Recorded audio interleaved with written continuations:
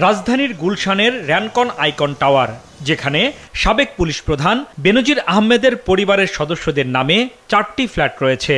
অবসরে যাওয়ার পর সেখানেই বেশি সময় থাকতেন বেনজির। দুর্নীতির অভিযোগ সামনে আসার পর মাসখানেক ধরে বাড়িটিতে আর ফেরেননি তিনি। এই বাসায় কি বেনজির আহমেদের থাকতেন, আসতেন আগে? হ্যাঁ, থাকতো। কে আসতেন এনে? বেনজির স্যার নিজেই থাকতেন, তার ফ্যামিলি সহ। থাকতেন। আপনি শেষ কবে দেখেছেন বেনজির আহমেদকে এখানে? তা দেখি না, প্রায় মাসখানি হবে। মাসখানেক আগে দেখেছেন। উনি কি সপরিবারে এখানে থাকতেন? জি জি।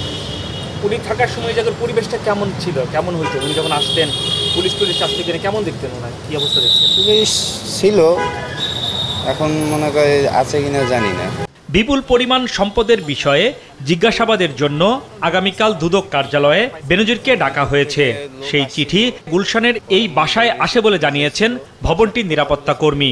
দুদক থেকে লোক আসছিল, পরে মনে করেন রিসিপশনে যে ছিল তার সাথে কথা বলে চলে গেছে। বিকেলে দুদক কমিশনার জানান, আত্মপক্ষ সমর্থনের সুযোগ পেতে দুদকের কাছে সময় চেয়ে আইনজীবীর মাধ্যমে আবেদন করেছেন বেনজির। শুনেছি যে 15 দিনের সময় চাইতে পারে, কত চেয়েছেন জানি না, আইনে বলা আছে 15 দিন পর্যন্ত সময়।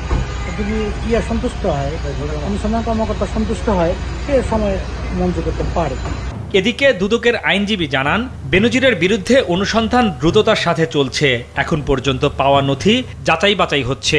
দুদকের অনুসন্ধানে যে তথ্যপত্র আসে রেকর্ড ভিত্তিক, তার উপর ভিত্তি করে কমিশন সিদ্ধান্ত নেবে মামলা হবে কিনা।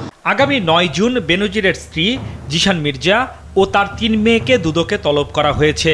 গত 4 মে বেনজির আহমেদ সপরিবারে দেশ ছেড়েছেন বলে জানা গেছে। হাসনাইন তানভীর, মাছরাঙা সংবাদ, ঢাকা।